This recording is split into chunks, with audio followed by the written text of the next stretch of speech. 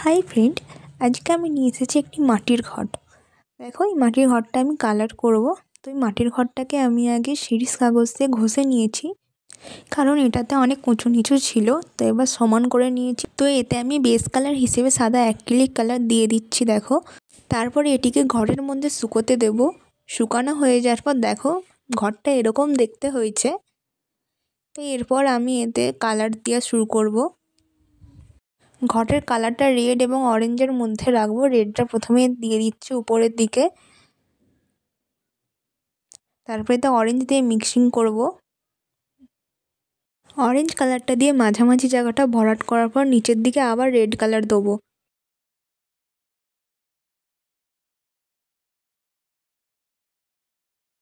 তো কালারটা আমার কমপ্লিট হয়ে এসছে দেখো।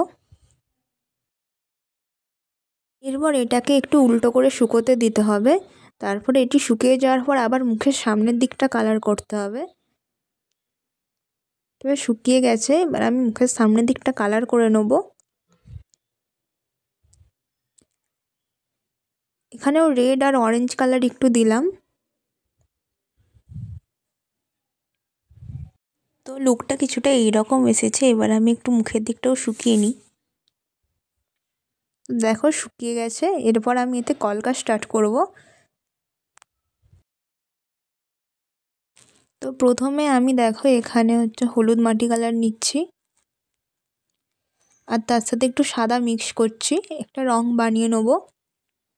এবার তোমাদেরকে এটা বুঝে নিয়ে রংটা বানাতে হবে, কতটা দিলে এই কালারটা আসছে। প্রথমে আমি কলকার এই বাঁকটা করে নেব পুরোটা, তারপর আমি আস্তে আস্তে ডার্ক করে এটাকে আবার তাতে কলকা স্টার্ট করব। দেখো বেস কালার করার জন্য আমি ফ্ল্যাট তুলি ইউজ করেছিলাম। তো কলকা করার জন্য এখানে আমি 000 তুলি ইউজ করছি।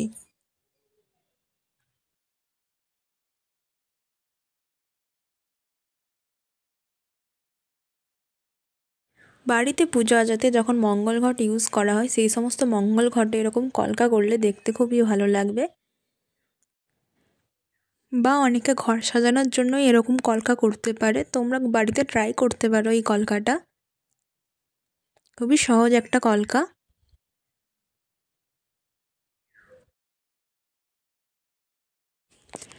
একইভাবে আমি বাকি সমস্ত জায়গায় এই কলকাটা আমি করে নিচ্ছি।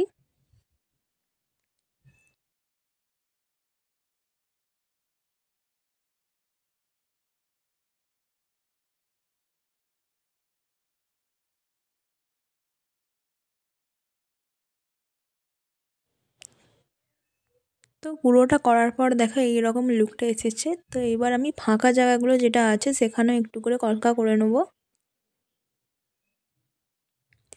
বাকিটা এইভাবে ভরাট করে দিচ্ছি।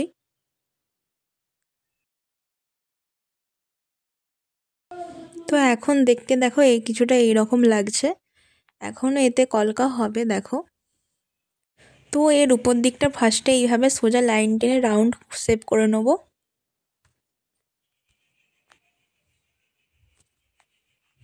এবার তাতে এইভাবে কলকা করে নিচ্ছি।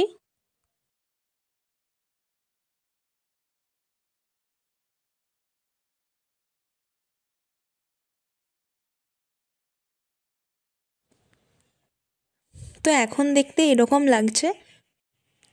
নিচের দিকটা আমি এরকম সিম্পল ডিজাইন করে নিচ্ছি। এখন ঘরটা কিছুটা এইরকম দেখতে লাগছে। এরপর আমি মুখের দিকটা কলকা করে নিচ্ছি একটুখানি সিম্পলের মধ্যে।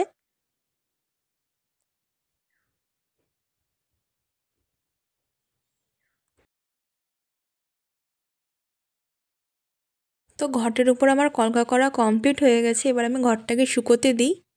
কলকা ফিনিশ করার পর ঘরটা কিছুটা এইরকম দেখতে হয়েছে। তো তোমরা অবশ্যই জানিও ঘটের ফাইনাল লুকটা দেখতে কেমন হয়েছে। ভিডিওটি ভালো লেগে থাকলে একটি লাইক করে চ্যানেলটিকে সাবস্ক্রাইব করে পাশে থাকা বেল আইকনটি ক্লিক করে দাও।